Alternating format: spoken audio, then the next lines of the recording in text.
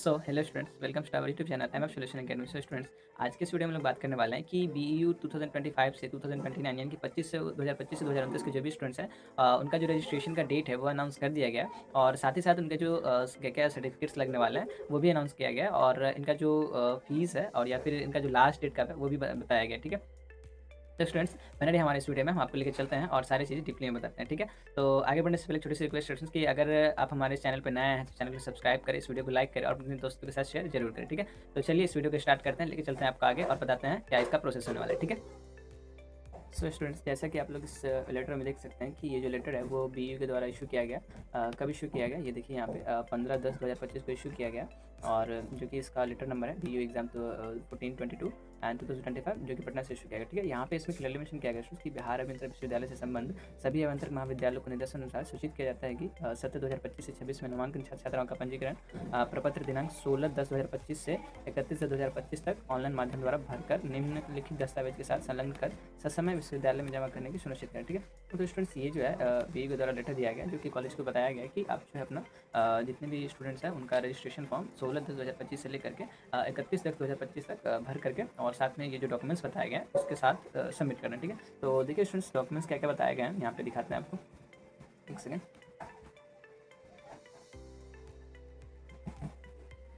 तो स्टूडेंट्स, यहाँ पे जो डॉक्यूमेंट्स लगने वाले हैं आपका रजिस्ट्रेशन में वो ये सब है कि पहले तो आपका जो मूल प्रवर्तन प्रमाण पत्र यानी कि जो आपका वो कह सकते हैं कि मार्कशीट के साथ एक और मिलता है जिसको बोलते हैं माइग्रेशन। ठीक है, तो ये आपका लगने वाला है। जैसे आप अगर 12th पास आउट किए हैं या फिर अगर आप डिप्लोमा पास आउट किए हैं तो आपको एक माइग्रेशन मिलता है जो कि आपको एट द रजिस्ट्रेशन टाइम वहाँ पे ओरिजिनल सबमिट करवा लिया जाता है कॉलेज में। ठीक है, उसके बाद स्टूडेंट्स यहाँ पे दिया गया 10वीं की मूल प्रमाण पत्र छाया प्रति यानी कि 10th का जो मार्कशीट है उसका आपका जेरोक्स लगेगा। योग्यता परीक्षा पास प्रमाण पत्र यानी कि जो आपका ये है मतलब 12th का ही इसमें भी लगेगा, उससे ज़्यादा कुछ नहीं है। ये वाला जिसमें मतलब कि आप 12th के बेसिस पर एडमिशन लें तो आपका 12th का ही लगेगा। उसके बाद है यहाँ की जाति प्रमाण पत्र यदि लागू हो जाए, यानी कि अगर आप जनरल में अगर जनरल में नहीं आता है तो उसके बाद जो है जनरल के अलावा जो भी कास्ट वगैरह आता है उनमें कास्ट सर्टिफिकेट लागू होता है। ठीक है, तो ये है। उसके बाद है कि सीट आवंटन पत्र यानी कि आपको जो मतलब अगर आप JEE मेंस हैं तो आप UGC का सीट अलॉटमेंट लेटर मिला होगा, या फिर अगर आप BCC से हैं तो आपको उस टाइम में भी सीट अलॉटमेंट लेटर मिला होगा,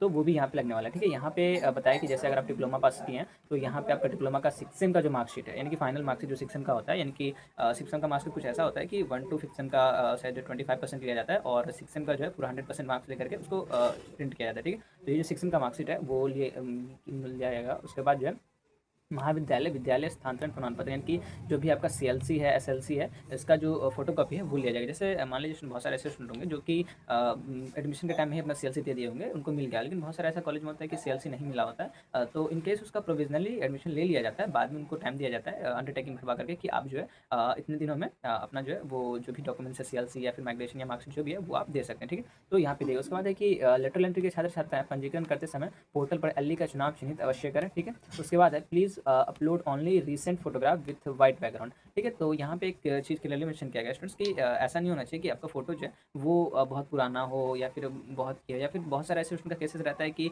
जो स्टूडेंट्स फोटो मतलब एडमिशन यानी कि जब जैसे अगर वो JEE मेंस का एग्जाम दिए होंगे या फिर BCC का एग्जाम दिए होंगे तो जो फोटो वो एग्जाम में देते हैं वही फोटो रजिस्ट्रेशन में देता है। ऐसा कोई कंपलसरी नहीं है। आप अगर रिसेंट का यहाँ पे मेंशन किया गया रिसेंट का जो फोटो है वो देना है, ऐसा कोई कंपलसरी नहीं है कि आपका जो फोटो रजिस्ट्रेशन में दिए हैं वही फोटो लगेगा, नहीं, ऐसा कुछ नहीं है। आप अपना सिग्नेचर या फोटो जो भी आप चेंज करना चाहें तो कर सकते हैं। ठीक है, ये यहाँ पे क्लियरली मेंशन किया है। उसके बाद है देखिए स्टूडेंट्स यहाँ पे कि एक सेकेंड इसको मिटा देते हैं। उसके बाद स्टूडेंट्स यहाँ पे कि ऑनलाइन ये देखिए ऑनलाइन पंजीयन प्रपत्र भरने की अंतिम तिथि 31/10/2025 एवं विश्वविद्यालय में प्रपत्र जमा करने की तिथि निम्नवत है। ठीक है, तो यहाँ पे कॉलेज कोड के अकॉर्डिंग यहाँ पे दिया गया कि जैसे 102 से 124 तक के जितने भी कॉलेज है 124 तक यानी कि टोटल 22 कॉलेज जो है उनको जो है अपना ये जो ये रजिस्ट्रेशन फॉर्म है वो 5/11/2025 तक सबमिट करना है। उसके बाद जो है जो 1 to 125 से लेकर के 144 कोड तक के जितने भी कॉलेजेस हैं उनको जो है अपना रजिस्ट्रेशन फॉर्म अपने स्टूडेंट्स का वो 6/11/2025 तक सबमिट करना है। और 145 से 159 या फिर उनके अलावा जो भी इंस्टीट्यूट्स हैं जो भी कॉलेजेस हैं उनको जो है अपना फॉर्म 7/11/2025 तक देना है। ठीक है, तो वो आपके कॉलेज के अकॉर्डिंग है। जैसे कि आपका किसी कॉलेज का कोड 105 है, किसी सॉरी क्या हाँ किसी कॉलेज कोड 105 है या 150 है या फिर फिर 144 है, मतलब जितना भी है 120 है जो भी है, तो वो अपने इसके अकॉर्डिंग, ये आपके लिए नहीं है, ये ऑफिस के लिए, ये वो अपना मतलब इस पे सबमिट करेंगे, ठीक है। उसके बाद हम लोग बात करते हैं स्टूडेंट्स की इसका जो फीस रहने वाला है वो क्या रहने वाला है। तो स्टूडेंट्स इसका जो फीस रहने वाला है वो आपको टोटल 2100 रुपये लगने वाला है, चाहे आप किसी भी कैटेगरी में हो, ठीक है। जैसे मान लीजिए बहुत सारे ऐसे स्टूडेंट्स रहते हैं कि जो कि एससी एसटी में या फिर जो भी आते हैं, तो उनको ऐसा लगता है कि उनको रजिस्ट्रेशन फॉर्म या सॉरी रजिस्ट्रेशन फ़ीस जो है वो नहीं लगेगा, लेकिन ऐसा नहीं है। रजिस्ट्रेशन फ़ीस सबको देना होता है, चाहे वो एससी एसटी में रहे या फिर ईबीसी रहे, ओबीसी रहे, जनरल रहे, ईडब्ल्यूएस रहे, कोई भी रहे, सबको जो है ये फ़ीस देना मैंडेटरी होता है, ठीक है। जिसमें आपको रजिस्ट्रेशन फ़ीस जो है वो 1000 लिया जाता है, और डेवलपमेंट फ़ीस 1000 लिया जाता है, और ऑनलाइन प्रोसेसिंग फ़ीस जो होता है ये 1000 लिया जाता है। ये यूनिवर्सिटीज़ के द्वारा डिसाइड किया गया पेमेंट है, इसमें कॉलेज का कोई ये नहीं होता, ठीक है। उसके बाद जो है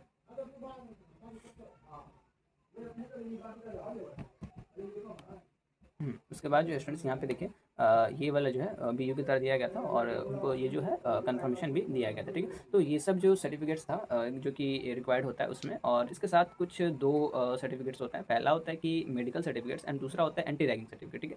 तो ये दो मोस्ट इंपॉर्टेंट सर्टिफिकेट्स होते हैं जो कि स्टूडेंट्स को कहीं ना कहीं डाउट में लेते रहते हैं। तो ये कुछ ज़्यादा टफेस्ट नहीं है। आप एंटी रैगिंग का अगर सर्टिफिकेट्स बनवाना चाहो तो उसका प्रोसेस होता है कि जैसे आप एंटी रैगिंग के साइट पे जाओगे, तो वहाँ पे जाने के बाद क्या है कि आपको मतलब वहाँ से रजिस्टर करना है अपने ईमेल आईडी और फ़ोन नंबर से। रजिस्टर करने के बाद जो अपने कॉलेज का डिटेल्स लेकर के, यानी कि आपको अपने कॉलेज का डिटेल्स दिया जाएगा, जहाँ पे आपके कॉलेज का ईमेल आईडी, आपके कॉलेज का फ़ोन नंबर, आपके कॉलेज के प्रिंसिपल का नाम, आपका जो नियरेस्ट कॉलेज के नियरेस्ट में थाना पड़ता है, तो उसका क्या बोलते हैं लोकेशन, ये सब डिटेल्स सबमिट करके वहाँ से आपको जो है एंटी रैगिंग का सर्टिफिकेट्स मिल जाता है, ठीक है।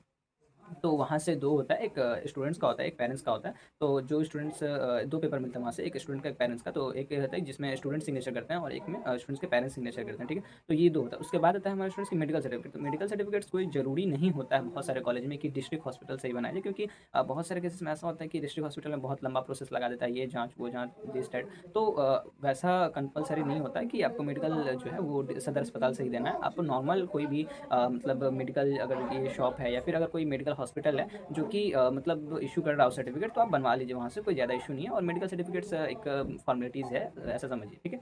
तो ये दो था, ठीक है। इसके अलावा यहाँ पे जो दिख रहे हैं आपको, यहाँ पे जो दिख रहा है इस सब का, ये जो इतने सर्टिफिकेट्स दिख रहे हैं, इस सब में सारे सर्टिफिकेट्स जो हैं वो आपको कंपलसरी है, ठीक है।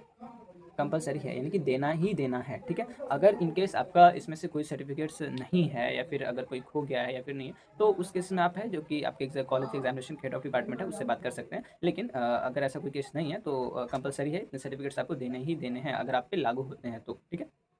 उसके बाद जो इसका लास्ट डेट है वो भी हमने बता दिया, 31 अक्टूबर को लास्ट डेट है इसका। और इसका जो फीस लगने वाला है वो 2100 रुपये लगने वाला है, चाहे आप जिस भी कैटेगरी के रहो, एस सी रहो, एस टी रहो, ई बी सी रहो, बी सी रहो, ई डब्ल्यू एस रहो, जनरल हो, कुछ भी रहो, आपको जो है 2100 रुपया ही लगने वाला है, ठीक है। तो ये सारा इन्फॉर्मेशन था अकॉर्डिंग टू लेटर, ठीक है। और एक और इन्फॉर्मेशन है स्टूडेंट्स की, क्या ये फॉर्म ऑनलाइन भराएगा या फिर ऑफलाइन भराएगा। तो स्टूडेंट्स ये जो फॉर्म है, पहले जैसे आपके कॉलेज में जाइएगा तो आपको जो भी डॉक्यूमेंट्स है वो जा करके डॉक्यूमेंट्स वेरीफाई करवाना पड़ेगा एक बार।